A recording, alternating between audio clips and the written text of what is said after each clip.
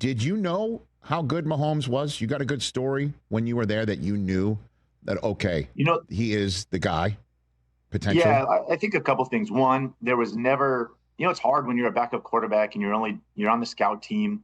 You don't get a lot of reps to shine. Again, as quarterbacks in practice, we wear this bright yellow jersey. You're kind of untouchable. There was no thing early on that he did that made you think, oh, he's got it. I think there were a couple things. One, his work ethic, though. This guy beat me into the office almost every morning. He was not afraid of work. He did the little things. I think how hard he worked in the classroom. I think it's something that gets overlooked. I think he's the best quarterback in the NFL at the line of scrimmage when you talk about making protection adjustments, getting to the right play. But the problem is he's so good improving that's all I think that gets the attention. Mm-hmm. I think as the season went on, though, there were throws that he made throughout. You'd see on the practice field, and you start to see how fast he was processing. And then certainly that last game you referenced, to go out there in an NFL game and play the way he did. I think everybody that was there that day knew that he was ready. And certainly for me, you knew the writing was on the wall. It was a process, though. And again, I think the ability to have some freedom to develop and not play right away, certainly could he have, of course. But I think, again, in Kansas City, they're reaping the rewards of that kind of patience. I got to tell you, man, we were at the Super Bowl in Minneapolis. It was the Eagles versus the Patriots. On the day you got traded, we had Travis Kelce on the show, and he was broken up. You should know.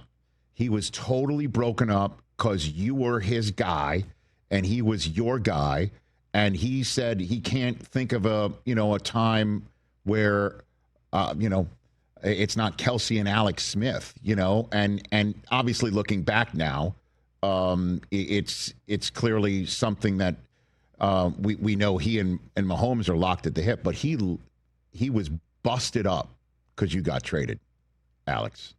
Yeah, I played 5 years with Travis, right? He came in as a young buck, and I was kind of the old guy, and obviously we're still really close, but to see what him and Patrick have done. I mean, I think these guys are business owners now. I think they just opened a steakhouse, but their relationship is so cool to see from afar. I obviously get to come back to training camps. I know both of them so well.